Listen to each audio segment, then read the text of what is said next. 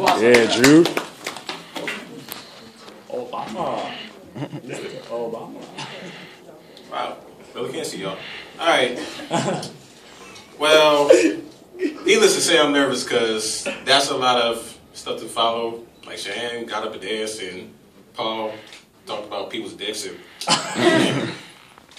yeah, I'm nervous. So don't expect anything special because right now I'm supposed to be in salsa class, and I'm feeling that because there are a lot of girls in salsa class, and I'm missing that. Right now I'm rethinking some decisions I made.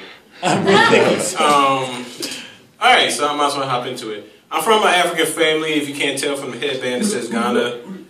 And the sound effects from, yeah, Super Mufasa over there. So, it's hard. Like, it's a hard adjustment. Like, I was born here, but my family's from Ghana, so things are different over there.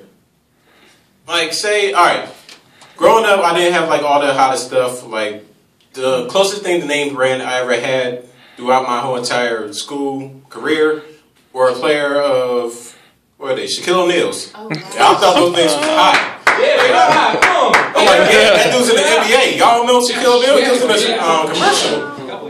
So, basically, if it ain't Nike or Jordan, they'll make it. So, yeah. And basically, I couldn't get any new stuff. Like, whenever I asked for something, it became a problem. Basically, my family's like, no. You don't get new things. And they'll go and, well, there's a lot of stuff. There's some obstacles. And they'll just go into this big old rant about how you're not getting this. And how much, and they'll take it back to how much they had to suffer when they was kids. So I'd be like, Dad, can I get some new sneakers? My toes are kind of poking through. No. Ha.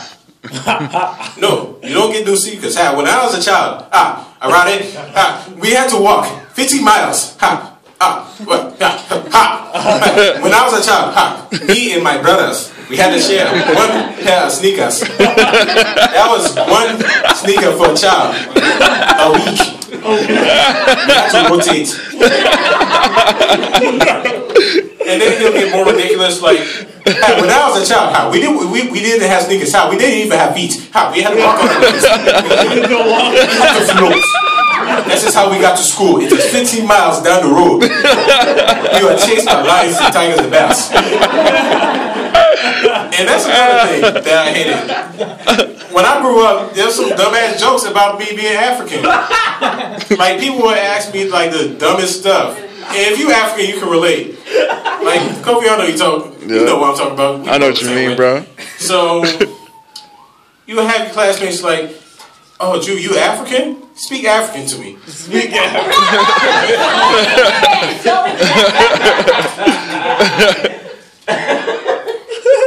I don't know how to go about that. Like, do I speak to another African? Like, is that a language?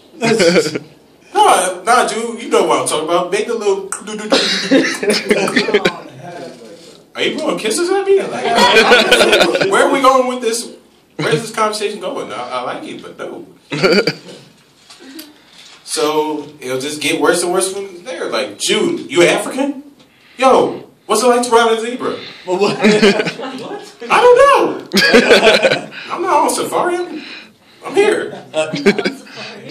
So basically, years of that, I got tired of it and I just accepted it. So next time they come in, like, Jude, I heard you African. You be riding elephants? And I'll be like, yeah, man, I got elephants, rhinos. I got Cheeto on spinners. Yeah.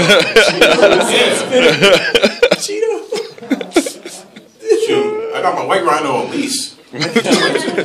So from high school and then I was like the Princess of Munda or something. I don't understand how that happened. But that was it. So yeah. Turn the page.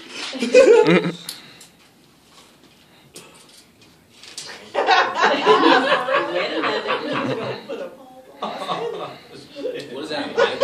And then Jude forgot. I don't know. So that's something else. That's a paper on Hamlet. I have really got to get myself organized. I work at this job. It's a karate daycare. Let me finish. Yes, it is a karate daycare. And I never noticed how much I hated kids until I ended up working there. Like, I would go to the mall and you see the little parents with the kids on leashes and you'd be like, they are terrible parents. And then I started working there and I go back to the malls and I'm like, that is a balling ass idea. Because these are some badass little kids. Like, kids are a lot different than I was when I was a kid. Maybe because they're overprivileged. We didn't have Game Boys, or I'm a little old. I'm older than I look. They call me Babyface. I appreciate that. So I just need some more room to walk. Excuse me. Yeah, they got like 3DS and everything hooks up to the internet, and there's not a kid in there that doesn't either have an iPhone or some kind of Nintendo product that puts my stuff to shame.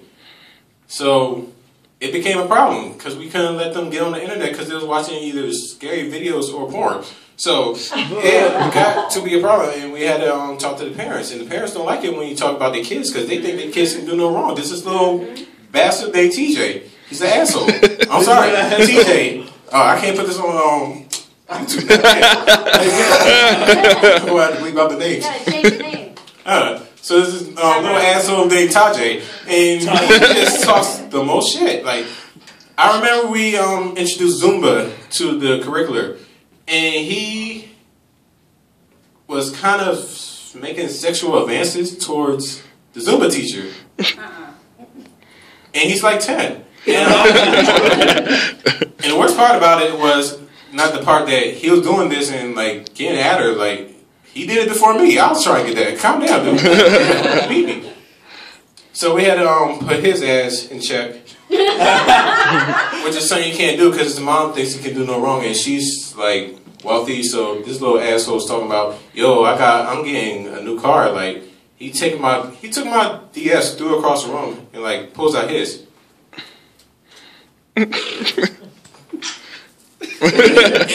What? Apparently that means you can't see me. Something about wrestling. That's my DS. Little boy, I would curb stomp you. Alright.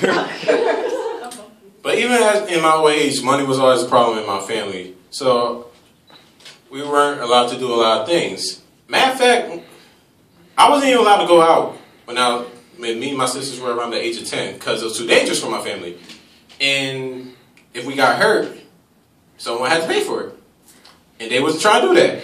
So I wasn't allowed outside my house. It'd be like, so Mom, can I go outside, play a little basketball? She'd be like, ha, no, ha. What did you trip and fall? Who would pay for it? Mom, can I go out and play a little soccer in the backyard? Ha. What did you get into with the ball? You would die. Who would pay for it? Mom, can I go out and ride my bike? Ha, no. What if you get kidnapped? Who would pay for it? And basically, that was just that ended all our conversations. I didn't have money, so I didn't have a comeback. Damn, I didn't have chocolate. I didn't.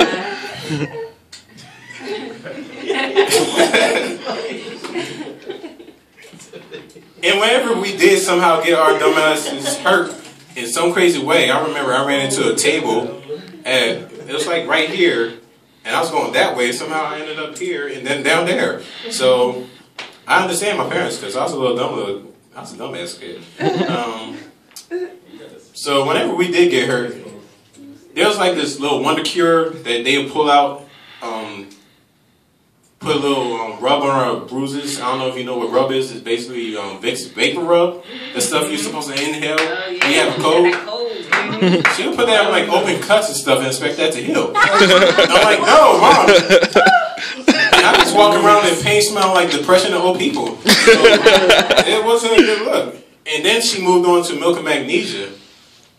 Like, we weren't allowed to fart. It was something you couldn't do. They will trip balls if you farted. So whenever somebody did, one of us, me or my sisters, I got two of them.